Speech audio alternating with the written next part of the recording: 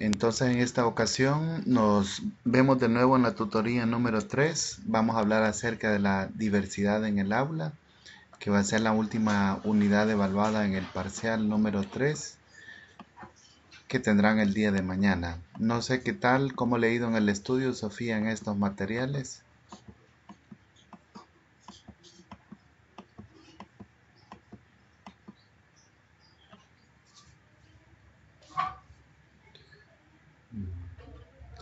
Vamos a hablar sobre diversidad en el aula en esta ocasión, ¿verdad? Esto tiene que ver con respecto a las diferentes personalidades, estilos de aprendizaje y con el carácter también que encontramos de los estudiantes y que tienen su incidencia en el proceso de enseñanza y aprendizaje, ¿verdad?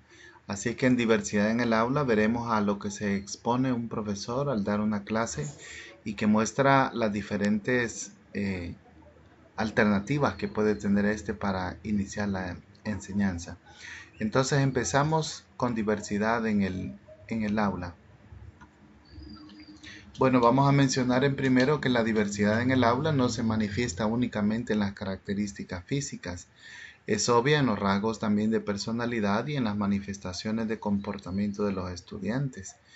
Estos difieren en sus ritmos para captar la información, que sería el estilo de aprendizaje, para procesarla y para emitir respuestas.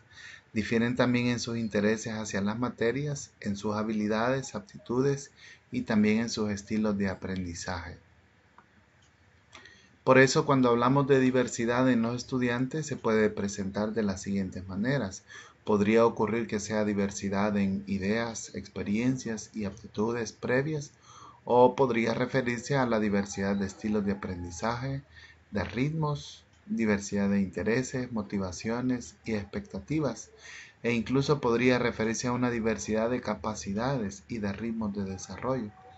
Entonces, al hablar de diversidad, pues estamos hablando de un conjunto íntegro que van desde las actitudes hasta los ritmos de desarrollo en cada uno de los estudiantes. Por eso, educar para este pluralismo conlleva educar desde la igualdad, en el respeto del otro, del diferente, del que procede de otra cultura, del que habla otra lengua, del que practica religión o no, si padece alguna discapacidad física o psíquica, si sufre un rechazo por vivir en situaciones de pobreza y marginación social. Es decir, pueden haber tantas cosas que nos hacen diferentes uno con el otro y en una situación de enseñanza y aprendizaje, pues ahí nos damos cuenta de todo lo que estamos observando. Por eso es que el docente o la profesora en su totalidad debe plantearse y definir sus convicciones sociales, culturales y pedagógicas, es decir, debe explicar cuáles son sus valores y metas para elaborar una propuesta de actuación coherente con lo expresado. Y así pues puede atender a esta diversidad de alumnos de la que estamos hablando y explicar, ¿verdad?, cómo es que los va a atender.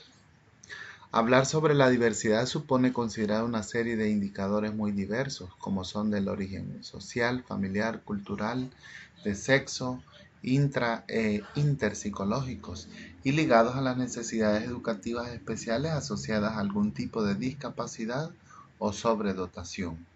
Eso pues afirmó el autor Marquesi y Martín, que afirman de que pueden haber diferentes diversidades y el docente pues se va a exponer a todo esto. Empecemos a hablar de una de las primeras diversidades a las que se expone, que es la inteligencia.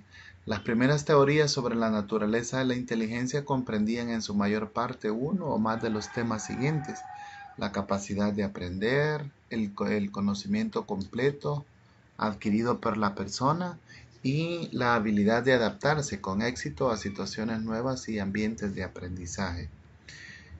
Posteriormente este concepto fue cambiando, porque más de la mitad de los expertos entonces incluyó entre los aspectos más importantes de la inteligencia procesos de nivel superior como el razonamiento abstracto, la solución de problemas y la toma de decisiones, pero discrepaba en lo que concierne a la estructura de la inteligencia, si se trata de una sola habilidad o de muchas.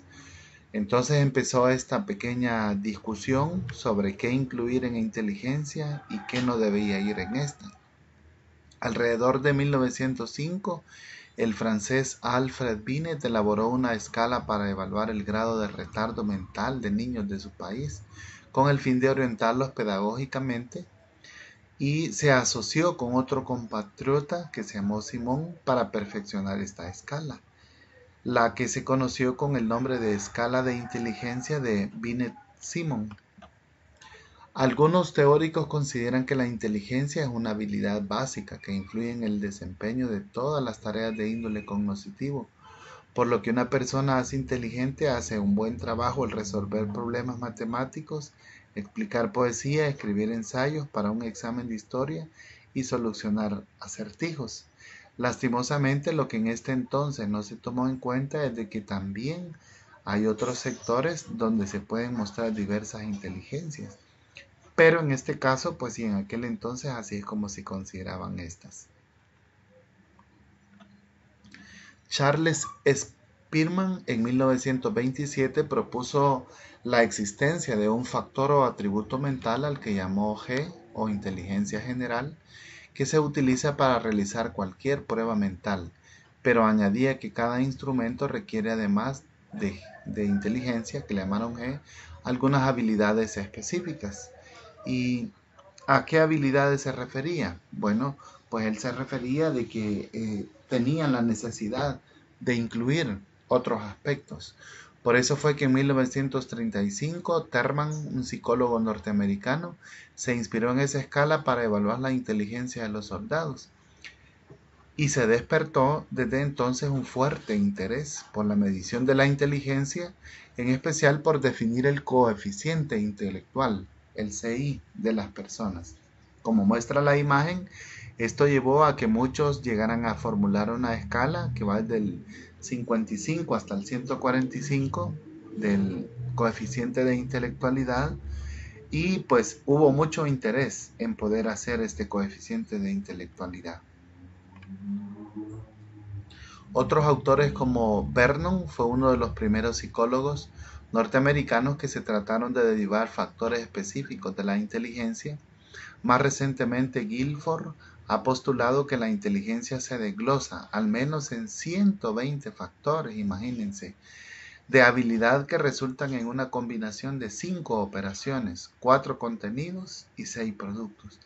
Entonces fue así como poco a poco se llegó a incluir y a poder llegar a este nivel de conclusión en el cual la inteligencia pues ya no se reliega solo a algunos aspectos académicos del aprendizaje, sino se empezaron a incluir todos los actores que tenían que ver con el coeficiente de intelectualidad. Atwood en 1982 la define como la multidimensionalidad, determinada por factores múltiples y el resultado de la interacción de factores genéticos y de las experiencias del sujeto, que responde a las variaciones que introduce en el ambiente social y físico y que es eminentemente educable.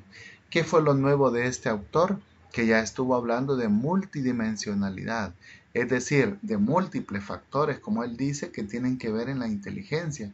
Algunos pueden haber sido heredados, como son los factores genéticos, pero otros se van adquiriendo con el paso del tiempo, en el ambiente social y físico en el cual uno se desarrolla. Y que este pues dice que es el más educable. Entonces aquí estamos hablando ya de cómo se fue dimensionando. Sí, tuve que empezar, pensé que ahí estaba.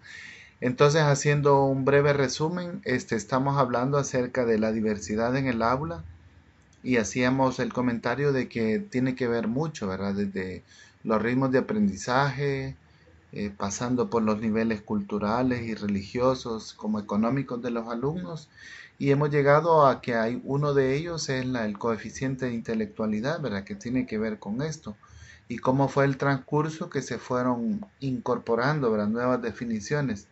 Desde que en la década del siglo XVIII se consideraba inteligencia aprender algunos aspectos académicos como poesía, matemática y otras áreas, hasta el año de 1982 cuando ya se consideró algo bastante complejo, la inteligencia. Pasamos a la lámina 14, en donde nos muestra enfoques multidimensionales, ¿verdad?, acerca de la inteligencia. Uno es que no se define como un rasgo único, permite una comprensión más cualitativa e integral de las personas y de sus características, y no tacha a un individuo de poca o de mucha inteligencia, ese es uno de los factores, sino que estamos hablando de diferencias multidimensionales que pueden ocurrir en las personas. Tampoco se considera una característica inmutable. Como vimos en la lámina anterior, una cosa es los factores heredados, pero la otra también tiene que ver con respecto a lo que el ambiente social y psíquico hacen en cada una de las personas. Por eso es que el enfoque constructivista nos habla acerca de que no acepta una medición de inteligencia. No interesa clasificar a un individuo de acuerdo con un determinado coeficiente intelectual y detallar factores que conforman la inteligencia, sino al contrario, pues se habla más que todo de lo que se va construyendo en el paso del tiempo por su medio físico y social al que se expone. Por otro lado, Piaget también relaciona la inteligencia con la capacidad adaptativa del individuo que tiene para hacerlo. Al final, pues veremos que estos componentes tienen mucho que ver con la definición de inteligencia a la que se puede llegar. Entonces, en conclusión y como participación, consideraremos la inteligencia como una de estas rasgos de la diversidad en el aula.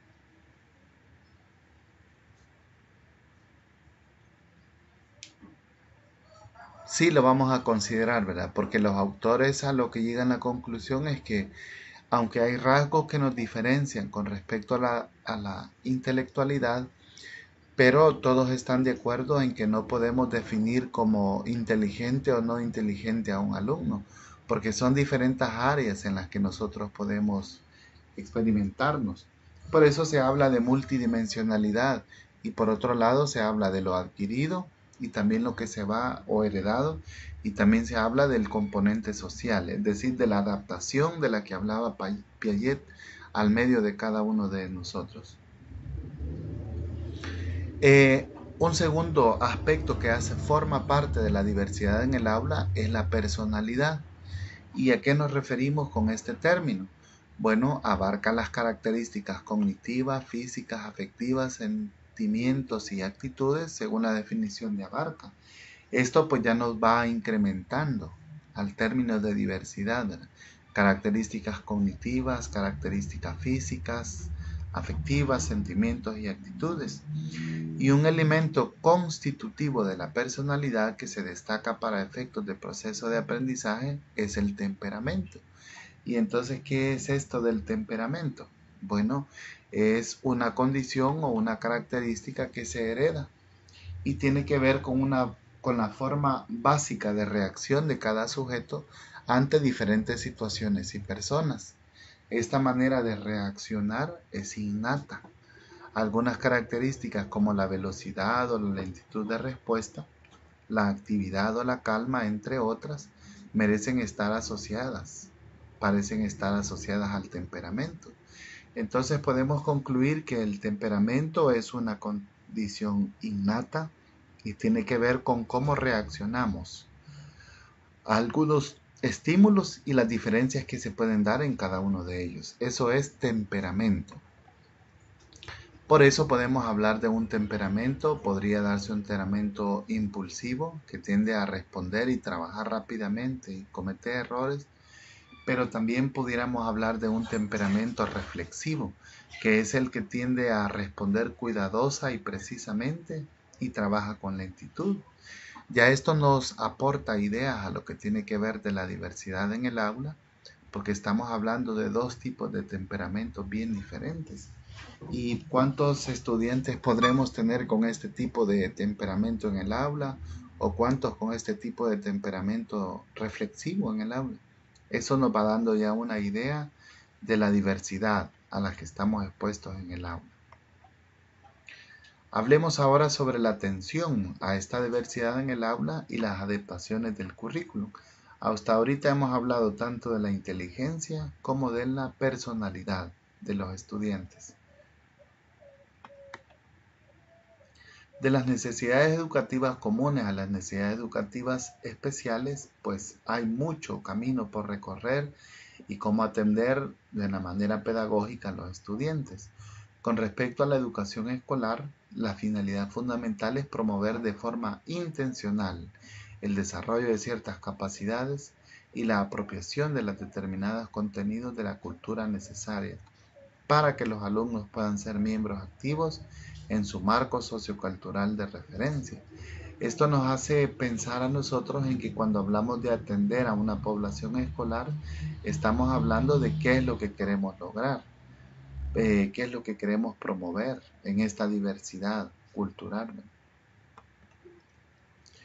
Por eso el concepto de diversidad nos remite al hecho de que todos los alumnos tienen unas necesidades educativas y también individuales que son propias y específicas para poder acceder a las experiencias de aprendizaje necesarias para su socialización, cuya satisfacción requiere una atención pedagógica individualizada. Esto pues claro está, ¿verdad? Puede ser en la práctica, puede ser un poco difícil porque en algunas ocasiones las aulas están saturadas.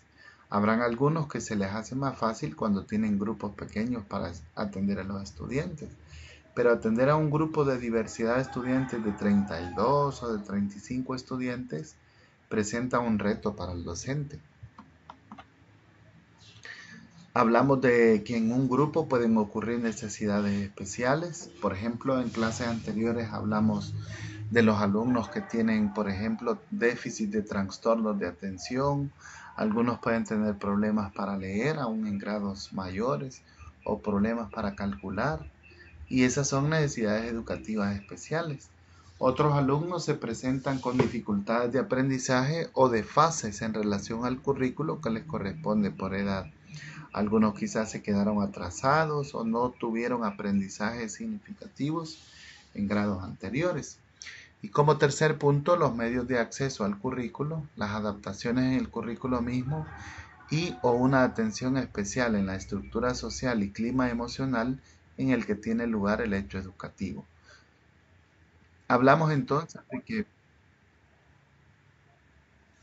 de que pueden ocurrir estas diferentes necesidades.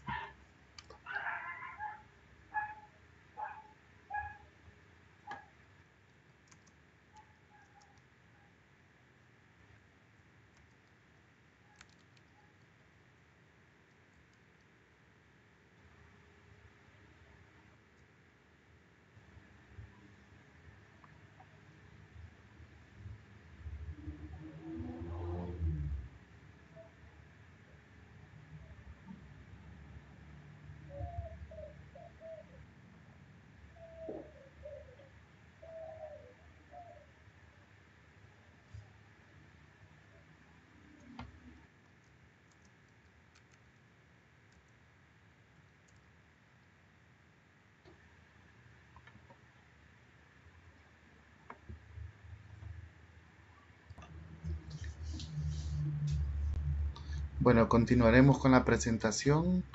Eh, Ahora estamos hablando acerca de la respuesta a la diversidad en el currículo escolar. Ya estuvimos hablando sobre la inteligencia, el temperamento y también lo que tiene que ver con la diversidad. Eh, no sé si puede escucharnos, Lee Javier, y ver la presentación que está corriendo.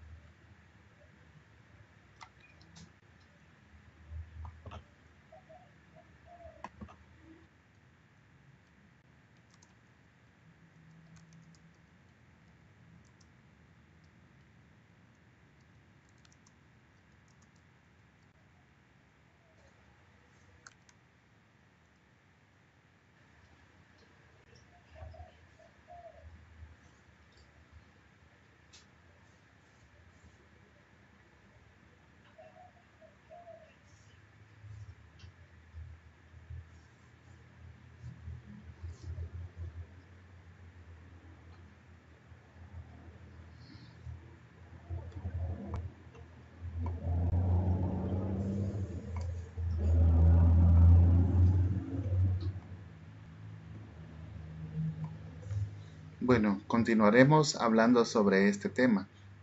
Tradicionalmente la escuela se ha centrado en la satisfacción de las necesidades educativas comunes. Obviamente un currículum abierto y flexible es una condición fundamental para dar respuesta a esta diversidad, pero hace falta más que un currículo que atienda las necesidades comunes para que pueda responder a esta diversidad en el aula. Por ejemplo, puede que hayan alumnos de rápido aprendizaje, puede que hayan algunos que tengan problemas para aprender. El temperamento también marca la diferencia, y si hablamos de otros rasgos también tienen que ver con la diversidad de los estudiantes. Por eso es necesario que hablemos de qué clase de currículo es el que se necesita para que los estudiantes para que éste pueda responder a la diversidad cultural. Por eso de este debe facilitar un mayor grado de integración y participación de los alumnos en la dinámica escolar. Entonces estamos hablando de integrar y de participar alumnos a la dinámica escolar y fomentar sus capacidades. Otro aspecto de este currículo es que tiene que prevenir la aparición o intensificación de dificultades de aprendizaje derivadas o planteamientos rígidos o excesivamente homogeneizadores. Esto se refiere a que no podemos sacar un producto parejo o igual terminado de las escuelas como si fuera un molde, ¿verdad? Que todos saldrían iguales. El currículum del que estamos hablando debe respetar la diversidad en el aula, los estilos de aprendizaje y contrario a homogeneizar, sino que queremos potencializar las aptitudes y las competencias que van a lograr los estudiantes mediante este currículum.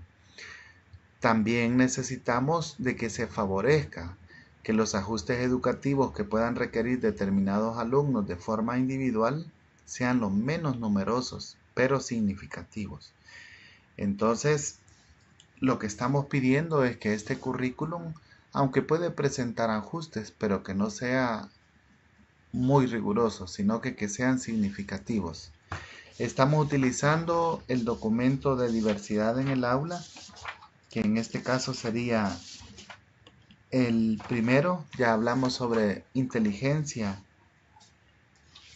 Ahora estamos en el atención a la diversidad y las adaptaciones del currículo. La atención a la diversidad y las necesidades en el currículo. En ese estamos ahorita.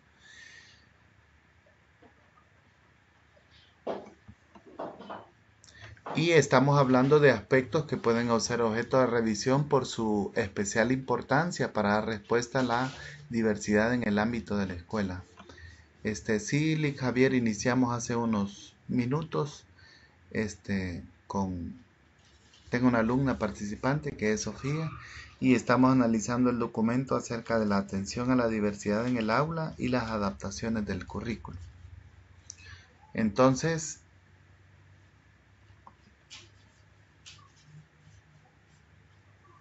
es importante, si hablamos de esta atención a la diversidad y las adaptaciones del currículo, es importante llevar a cabo una reflexión y debate acerca de la visión que se tiene en la escuela del desarrollo, el aprendizaje y la diversidad. Esto es muy importante porque en una escuela pues tiene que haber como esta visión, ¿verdad? De qué es lo que se quiere lograr en el alumnado y en el desarrollo. También qué tipo de aprendizaje y cómo se va a llevar el aprendizaje a los estudiantes, así como también la diversidad que se quiere lograr. Si una escuela tiene claras sus visiones con respecto a este desarrollo, aprendizaje y diversidad, pues está encaminándose a tener un currículo que respete la diversidad en el aula. En segundo lugar, también hay que asegurar que el currículum de la escuela sea lo más amplio, equilibrado y diversificado posible. ¿Por qué esto es necesario? Porque si el currículo es amplio, equilibrado y diversificado, pues entonces va a garantizar que la mayoría de los estudiantes logre los aprendizajes, las competencias y las actividades que se necesiten. Si es amplio este currículum, va a tener un margen para que se preste y respete la diversidad de aprendizaje, personalidad y carácter que tiene que haber, ¿verdad? Y tiene que ser diversificado para respetar los estilos de aprendizaje, ¿verdad? Que hablábamos en tutorías anteriores acerca de esto. Y tercero, el currículum debe presentar una escuela para la diversidad implica aprovechar al máximo los recursos materiales y humanos disponibles y una adecuada organización de los mismos. Es por eso que se hace mucho hincapié en que la organización o la gerencia de esta escuela tiene que tomar en cuenta las habilidades de los docentes y adecuarlos para que se pueda aprovechar al máximo los recursos materiales. A este respecto, pues como experiencia podemos mencionar que algunos docentes terminan trabajando casi toda su vida en el primero o en el segundo ciclo, porque tienen buenos dotes para poder trabajar con esta diversidad y garantizan que un buen porcentaje de estudiantes puedan lograr estos aprendizajes, ¿verdad? Por otro lado, también como veíamos en la clase, en clases de pedagogía, la ley le otorga el derecho al director, ¿verdad?, en el sistema educativo salvadoreño para que pueda escoger los recursos y adecuarlos, organizarlos en la escuela de tal manera que estos se puedan cumplir. Un cuarto aspecto es que está relacionado con la identificación de las dificultades de aprendizaje, la valoración de las necesidades educativas y especiales y las adaptaciones curriculares individualizadas.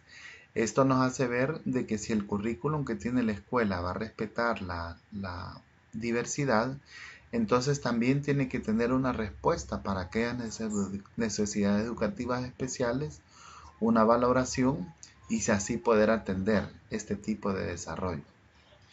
Es importante crear un buen clima en el centro que favorezca el desarrollo institucional. Cuando hablamos de un buen clima, se refiere a muchas situaciones.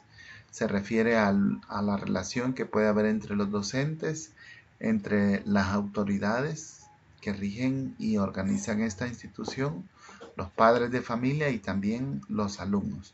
Este buen clima pues tiene que garantizar, ¿verdad?, el respeto.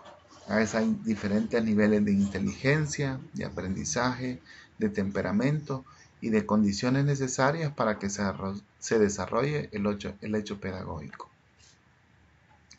En cuarto punto, podemos mencionar que la respuesta a la diversidad en el contexto del aula significa dar respuesta a la diversidad, romper con el esquema tradicional en que todos los niños hacen lo mismo, en el mismo momento, de la misma forma y con los mismos materiales.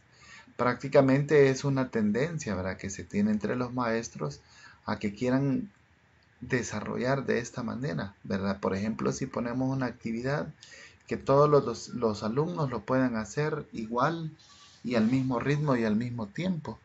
Y eso no es respetar la diversidad del contexto del aula, porque van a responder de diferentes maneras los estudiantes a las actividades que proponga el docente. Por ejemplo, por decir algo, se pone a realizar una construcción. Habrá algunos que sean muy hábiles con sus manos para cortar, colorear, formar, pegar, unir, pero habrán otros que sean un poco menos rápidos para trabajar. Por lo tanto, esa tendencia de que queremos que todos trabajen al mismo ritmo y presenten trabajos de esa misma manera, también, ¿verdad?, debe irse venciendo. Hablemos sobre elementos que pueden ser más relevantes para lograr el propósito señalado. ¿Y a cuál propósito es el que nos estamos refiriendo? Nos referimos a lograr presentar el hecho educativo respetando la diversidad del aula.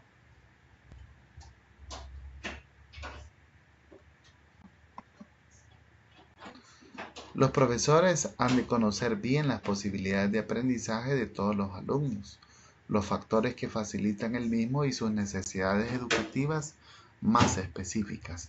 Esto implica que los profesores deben tomarse el interés personal por conocer las posibilidades de sus estudiantes y algo que influye mucho en este aspecto es conocer de dónde viene el estudiante. Porque si el profesor sabe, por ejemplo, que el estudiante viene de una familia desintegrada, puede estar con padres adoptivos, puede venir de una familia de escasos recursos o puede venir de una familia que presente dificultades, entonces esto va a ser muy importante para que los estudiantes lo puedan llevar a cabo sus compañeros y también los docentes. En segundo aspecto, también hay que ayudar a todos los alumnos a construir aprendizajes significativos.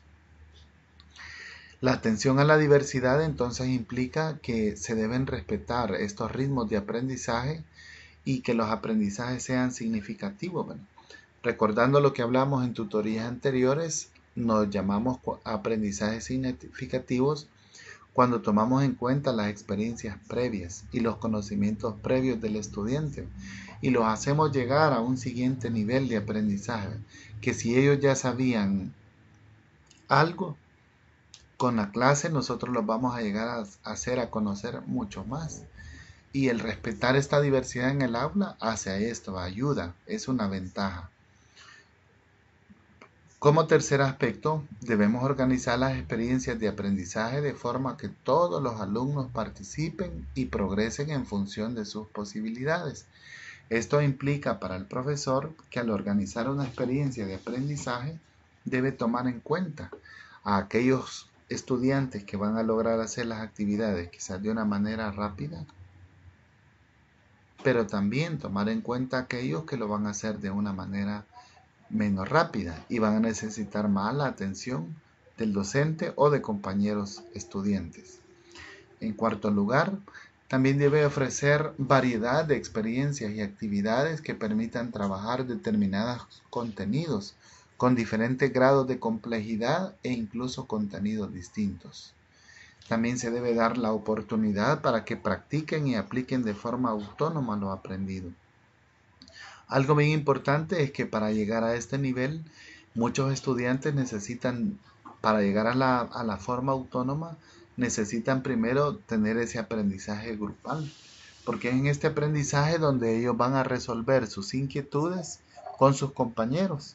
Y eso presenta una ventaja porque les da la oportunidad de expresarse en su mismo idioma de ellos, ¿verdad? En la misma edad, y también para que pueda hacer una consulta, unas dudas que se hacen de una manera más honesta. Otro aspecto es crear un clima de respeto y valoración entre los alumnos.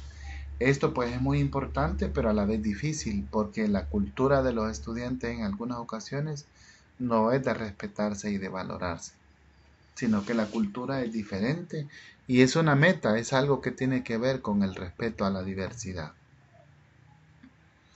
En un sentido más restringido, las adaptaciones curriculares individualizadas se pueden entender como un proceso de toma de decisiones compartido, tendientemente a ajustar y completar el currículum común para dar respuesta a las necesidades educativas especiales de los alumnos y lograr su máximo desarrollo personal y social. ¿Qué significa esto? Bueno, que si estamos hablando de un currículum y su grado de adaptabilidad que pueda tomar, quiere decir que el conjunto de docentes o de quienes administran este centro escolar pueden tomar decisiones para poderlo ajustar en el camino. Esto, por ejemplo, a veces ocurre cuando los programas son un poco ambiciosos y pretenden desarrollar muchas unidades, ¿verdad? Pero en el camino se pueden hacer adaptaciones curriculares en base a las necesidades especiales de los estudiantes, porque el objetivo no es simplemente, en este caso, abordar un programa de estudios al 100%, ¿verdad? Sí, más en todo en el nivel básico, sino lograr su máximo desarrollo personal y social.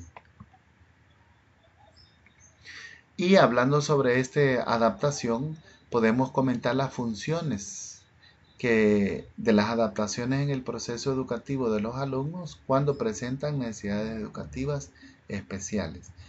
¿Qué se tiene que lograr con estas adaptaciones que va a hacer el maestro? Bueno, en primer lugar, asegurarse que el alumno reciba los medios y la respuesta educativa precisa para itinerar en el sistema educativo en igualdad de condiciones. Esto es algo muy importante, ¿verdad? Porque el sistema educativo tiene que garantizar que hayan igualdad de condiciones para todos los alumnos. En segundo lugar, establecer una relación entre las necesidades educativas individuales y la programación común del grupo de referencia del alumno o alumna para asegurar su mayor grado posible de participación en las actividades y dinámicas del aula. Es decir, de que al grupo de docentes o de administración escolar no solo le interesan los resultados a nivel grupal, sino que también tiene que interesarse por los resultados a nivel individual, para que pueda haber una relación entre lo que se espera como grupo, pero también entre lo que se espera a nivel individual de los estudiantes. Como tercer aspecto podemos comentar la coordinación, las actuaciones de diferentes profesionales y servicios que intervienen con el alumno o la alumna.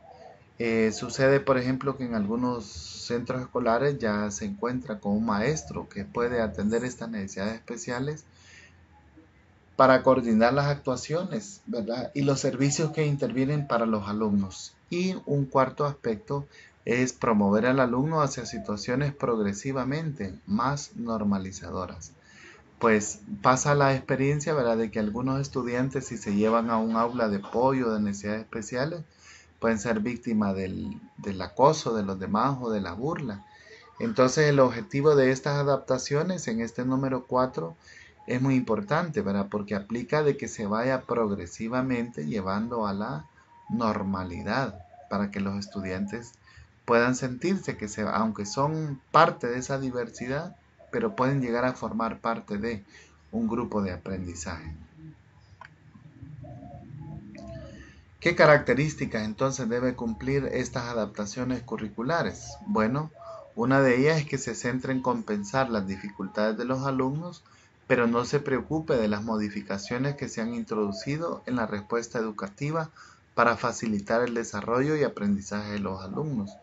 Por eso se hace hincapié en que estas adaptaciones curriculares deben tener un objetivo, que es preocuparse porque estas modificaciones que hagan no sean solo por hacerla, ¿verdad?, sino que presenten una respuesta educativa, dice, y que se vean evidenciados en el aprendizaje de los estudiantes.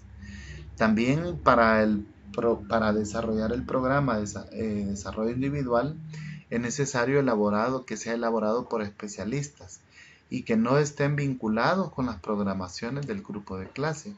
Es decir, como vimos en la clase anterior, ¿verdad?, que esta adecuaciones curriculares en mayor escala le corresponden al Ministerio de Educación, pero en menor escala le corresponden a los organizadores o administradores de los centros escolares, pero también le corresponden a los docentes que lo tienen que hacer. Entonces, ¿a qué adaptaciones nos referimos? Son un nivel más de planificación curricular y por tanto tienen los mismos componentes que cualquier programación. Es decir, pueden variar en objetivos, pueden variar en contenidos y pueden variar en orientaciones metodológicas. Quizás algunos estudiantes puedan profundizar más en algún tema y se pueda lograr más con ellos. Quizás otros necesiten ver la parte práctica de un contenido y otros quizás necesiten que se las enseñe de una manera diferente a la tradicional o puedan necesitar ayudas audiovisuales o auditivas o actividades lúdicas para que puedan aprender. Todas esas adaptaciones curriculares son necesarias, ¿verdad?, y se refieren a esto para lograr el aprendizaje. Han de reflejarse por escrito como cualquier programación, de forma que se pueda sistematizar y también se pueda sintetizar todo el proceso y como única vía de revisar la adecuación de las decisiones adaptadas. Esto quiere decir que esto de adaptar los currículos es un proceso dinámico, es un proceso flexible también, en el cual los docentes formulan los contenidos. Y las decisiones que se tomen han de ser funcionales y también han de ser realistas. Como hablábamos, el objetivo es de que nos presenten resultados de aprendizaje en los estudiantes. El continuo de la adaptación del currículo. Esto se refiere a medios de acceso al currículo. Nos hablamos, por ejemplo, de condiciones físico-ambientales, ¿verdad? De qué tiene disponible el centro escolar, de qué tiene disponible la institución educativa, qué tiene disponible el alumno en su casa para llevar a cabo su educación. También se refiere a materiales, equipamiento y ayudas técnicas que compensen las dificultades derivadas de ciertas problemáticas de los alumnos y les permita participar en las actividades de enseñanza y aprendizaje con un mayor grado de autonomía. Y también se refiere a los códigos de comunicación. Entonces, para poder lograr esta adaptación del currículo del que estamos hablando de que no solamente tienen que ver los contenidos en sí, sino también se refiere a materiales, a equipamiento, a metodología y a condiciones que pueda estar en el estudiante para atender a esta diversidad.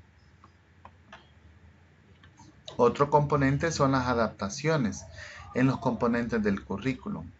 Esto se refiere a las modificaciones o ajustes que realizan al qué enseñar, ¿verdad? Cómo enseñarlo y cuándo enseñar y evaluar. Es decir, en objetivos, contenidos y su secuenciación metodológica y criterios y procedimientos de evaluación. En función de los componentes que se modifiquen, se puede hablar de adaptaciones curriculares más o menos significativas. Por ejemplo, pongamos un ejemplo concreto para poder entender esto. Supongamos que hay un alumno que tiene un problema de aprendizaje, discalculia. Entonces quiere decir, ¿verdad?, que una modificación es en qué momento se le va a enseñar a este, ¿verdad? ¿Qué es lo que necesita el estudiante para poder lograr superar esta deficiencia que pueda tener, ¿verdad? Pero sobre todo también se tiene que buscar con qué manera se va a abordar la enseñanza de este alumno. Ese se refiere al cómo, a la metodología y a los criterios y procedimientos de evaluación. Las adaptaciones en algún momento puede ser que no sean significativas si no se realizan con elementos no prescriptivos del currículum oficial. Entonces quizás no presente mayor significación, pero por el otro lado sí puede que sean muy significativas y presenten resultados cuando afectan a los elementos prescriptivos del currículum oficial y en consecuencia pueden tener efectos en la titulación de los estudiantes. Entonces puede ser que una modificación pueda ser cambiar la estructura o el espacio físico o los medios de los estudiantes. Como no estamos modificando el currículo oficial, entonces puede que no sea significativa. Pero si modificamos el currículo oficial, entonces tiene que ser significativo. Como ejemplo, para el próximo año se inician con los nuevos libros de texto para el área de matemática del proyecto que se ha llamado ESMATE.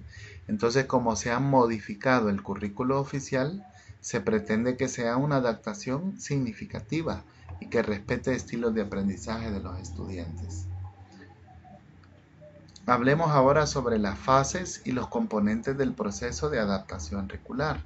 La primera fase es la realización de una evaluación del alumno en interacción en el contexto escolar. La número 2, determinar las necesidades educativas especiales, concretar la propuesta curricular para dar respuesta a las necesidades del estudiante. Y la tercera, la provisión de recursos, materiales, ayudas y personales y la modalidad de apoyo. La quinta, la colaboración con la familia. Y una sexta etapa es realizar un seguimiento de las adaptaciones realizadas. Como podemos ver, llevar a cabo una adaptación curricular no es tan sencillo, ¿verdad?, sino que implica mucho en el cual hasta los padres de familia están de acuerdo y también docentes y quienes administran el centro escolar para poder llevar a cabo esta adaptación. Se puede considerar 4 etapas fundamentales en el proceso de adaptación curricular: la evaluación inicial, la psicopedagógica, la identificación de las necesidades educativas especiales, la respuesta educativa y el seguimiento. Por ejemplo, con respecto a un nuevo programa que se quiera empezar, ¿verdad?, tiene que haber una evaluación inicial psicopedagógica en la cual se diga, ¿verdad?, que es muy productivo en un plan de estudios o por qué es lo que no está funcionando. Luego se tienen que identificar las necesidades educativas especiales, ¿verdad? Quizás las notas sea un indicador de logro o la aprobación de alumnos, el porcentaje de aprobación de alumnos pueda dar una idea. Entonces se hace una propuesta, un cambio curricular y se espera una respuesta educativa, ¿verdad? Un cambio que mejore. Para esto, para llegar a esto, pues tiene que haber seguimiento, ¿verdad? En ver en qué está funcionando y qué no está funcionando. Ahora hablemos sobre la evaluación psicopedagógica de seguimiento. Para esto dice que tiene que haberse un seguimiento y una evaluación con los estudiantes, identificar sus necesidades y sus niveles de desarrollo, pero también nos interesa, como aquí dice, el contexto y la respuesta educativa del aula y del centro, ¿verdad? El contexto sociofamiliar también nos interesa del estudiante, es decir, ¿verdad? Que de dónde viene. Se trata más que todo de evaluar al estudiante, sus necesidades, su nivel de desarrollo y su contexto, tanto social como familiar. Si hablamos de necesidades educativas especiales, queremos establecer las necesidades educativas individuales que se consideren especiales, porque requieren para ser atendidas recursos y medidas de carácter extraordinario, de forma temporal o sea de forma permanente. A eso vamos a entenderlo como una necesidad educativa especial. Y una respuesta educativa la vamos a entender como una decisión relativa a una propuesta curricular, una modificación en el contexto educativo o una provisión de ayudas personales y materiales y modalidad de apoyo. Y también una colaboración con la familia. Si sucede todo esto, entonces ya estamos presentando una respuesta educativa, ¿verdad? Para que lo podamos hacer. Un registro de los avances y la revisión de las medidas adaptadas para introducir los ajustes necesarios. Bueno, así hemos presentado las ideas centrales de este documento que hablaba sobre la atención a la diversidad en el aula y las adaptaciones del currículo. Haríamos una pausa en este momento para poder aclarar algunas dudas, ¿verdad?, que hemos analizado sobre este documento. No sé si hay algún comentario o alguna pregunta.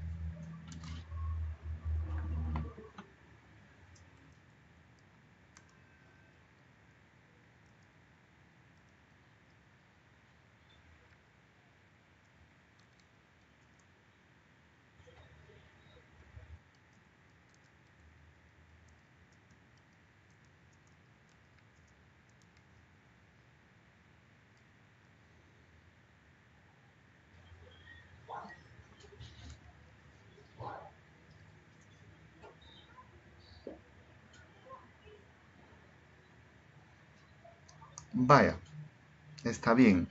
Entonces, haciendo un resumen, ¿verdad?, de lo que hemos visto en el primer documento, que es el que tiene la carátula de la universidad, no sé si lo mira, quizás no. El material 1 de diversidad en el aula, estuvimos hablando de que puede referirse a muchas situaciones la diversidad en el aula, de ritmos, de intereses, de capacidades, pero en especial mencionamos dos, ¿verdad? La inteligencia y también mencionamos el temperamento, que tiene que verlo. Eso nos marca la diferencia que puede existir en un aula, ¿verdad? Y sucede en la práctica. Entonces, lo que tenemos que rescatar, ¿verdad?, y grabar es de que la inteligencia llevó su desarrollo de esta definición, tardó mucho tiempo para llegar a comprender de que son diferentes niveles y factores que influyen en una inteligencia. Entonces podría haber una tendencia bien fuerte en los docentes a etiquetar o catalogar a un estudiante de que porque no es hábil en alguna materia. Sin embargo, vemos que la inteligencia tiene muchos componentes y debe respetarse esta diversidad que tiene que haber, ¿verdad? El otro componente que analizamos es la personalidad y veíamos de que podemos observar, ¿verdad?, diferentes estilos de personalidad en los estudiantes. Hablamos del impulsivo y del reflexivo y esto ya nos amplía la gama o la variedad de estilos de aprendizaje y de alumnos que podamos tener en el aula.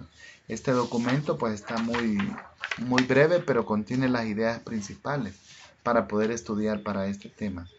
Y en el segundo documento que hemos analizado sobre las adaptaciones del currículo que tienen que lograrse, hemos aprendido de que para adaptar un currículo en una escuela a la diversidad, se tienen que tomar en cuenta muchos factores, ¿verdad? Porque no solamente hablamos de un programa de estudios, sino que hablamos de factores físicos, del contexto emocional, cultural, familiar y social de los estudiantes, pero sobre todo estamos hablando de que tiene que tenerse un planteamiento claro de lo que se quiere lograr al hacer una adecuación curricular, ¿verdad? Y sobre lo que pretendemos esperar. En la fase vimos de que no es también solo se pretende de hacer un cambio así por así, ¿verdad? Sino que tiene que haber prácticamente como un estudio, ¿verdad? Una evaluación, hablábamos de lo que se quiere lograr. Vaya, este material me comentaba Sofía que ya lo había estado leyendo y estudiando.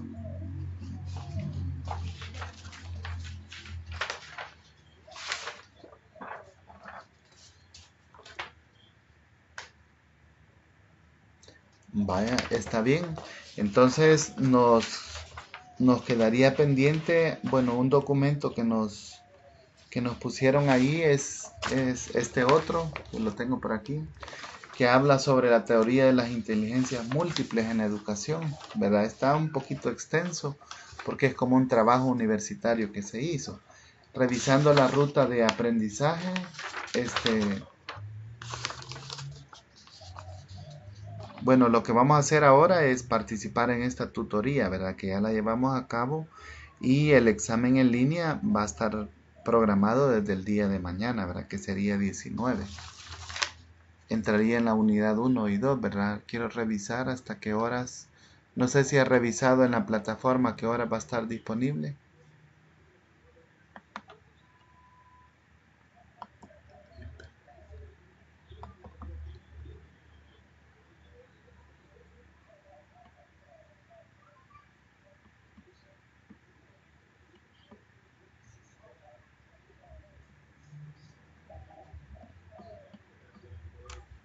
Ya.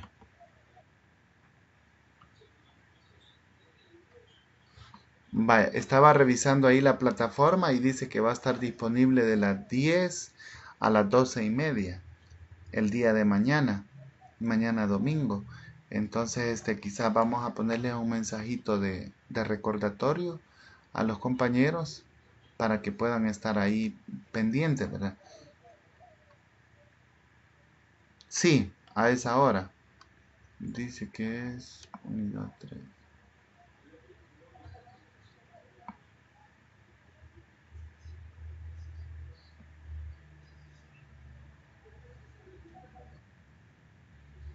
de las 10 a las 12:30. Ajá. No, nos han puesto ahí que hasta las 12:30 y va a ser un intento, ¿va? Tiene una ponderación del 15%, así es de que hay que leer los materiales, ¿verdad? Para tenerlos ahí un poco más frescos, ¿verdad? Y participar en esta actividad. Bueno, quizás nos tomaríamos un pequeño descanso y me gustaría antes de concluir la tutoría que pudieran, bueno, para la siguiente semana ya no tenemos repaso, ¿verdad? Porque ya concluiría.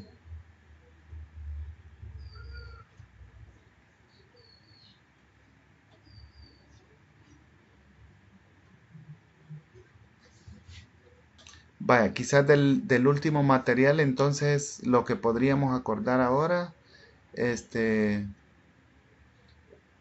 quizás ahora por la noche dejaría en la plataforma de- del campus de la UES la segunda parte de ¿verdad? Quizás podría quedar, lo podríamos hacer quizás ahora en la noche por si lo quieren revisar y analizar el último material, ¿verdad? Que nos corresponde las notas creo que solo en la segunda actividad se ha evaluado. Entonces, aunque ya están digitadas, me parece que ustedes al entrar al foro, ahí pueden verlo. Así fue un informe escrito el que enviaron, entonces ahí es donde se ha asignado la nota a cada uno de ustedes.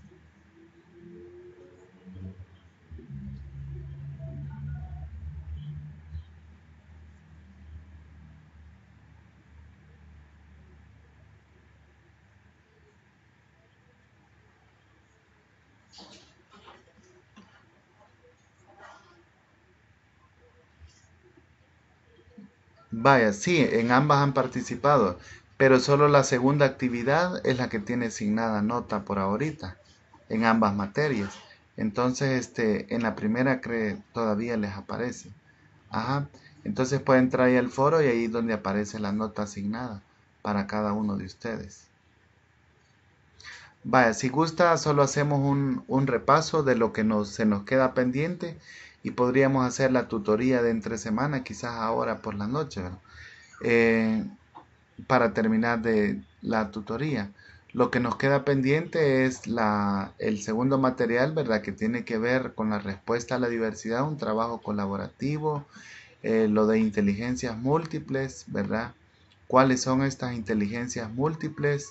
¿Quiénes fueron los autores que participaron en esto, ¿verdad? Y cuál es el sentido de exponer, ¿verdad? Que hay una diversidad de inteligencias múltiples en el aula. También quizás una parte importante es esto de las inteligencias múltiples en el área de matemática, ¿verdad? Y pues eso es la parte que dejaríamos pendiente. Lleva una de álgebra ahora por la tarde.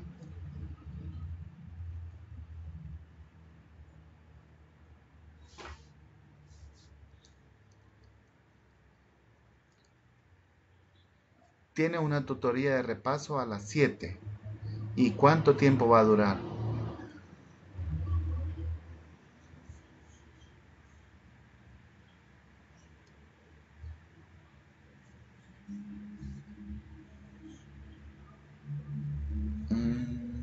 Se supone que es de 2 horas. Sí, tienen bastante, ¿verdad? Bueno, entonces quizás lo que voy a hacer en este caso es que la puedo programar. eh, Vale, lo que voy a programar es dejar la hora en la tarde y ustedes la pueden, como va a quedar grabada, entonces ustedes la pueden observar ahí, pero quizás lo haría con el blue button en el campus y ustedes la pueden observar en la noche, ¿verdad? O mañana en la mañana si tienen interés en observarla.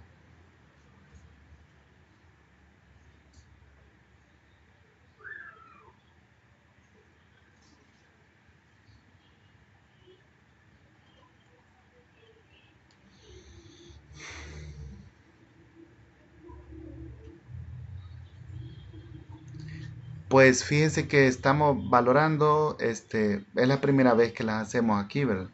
Pero dependerá de la apreciación que tengan los demás compañeros, porque ahora tuvimos poca participación, ¿verdad? En lo personal, ¿a usted qué le han parecido? ¿Mejor aquí o mejor en el Blue?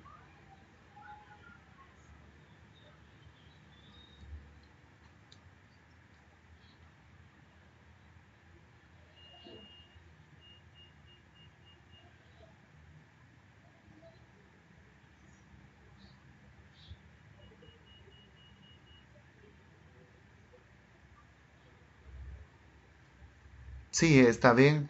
Ahora pues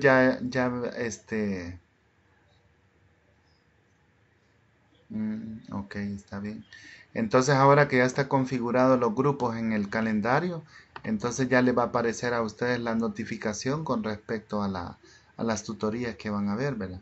Bueno, pues para ir concluyendo, animarla a que siga adelante con sus estudios, aunque las agendas se ponen un poquito apretadas, pero bueno, casi siempre el estudio universitario así es, ¿verdad? Un poquito fuerte y suerte para mañana. Hay que estudiar lo más que se pueda, Sofía, para sacarse buenas notas y estemos pendientes de la plataforma para recibir las notificaciones, ¿verdad? Con respecto al resto de la tutoría.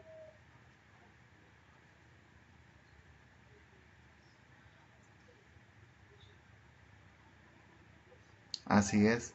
Bueno, le deseo mucha suerte y mucha disciplina en su estudio para que pueda salir bien. Concluimos aquí la tutoría.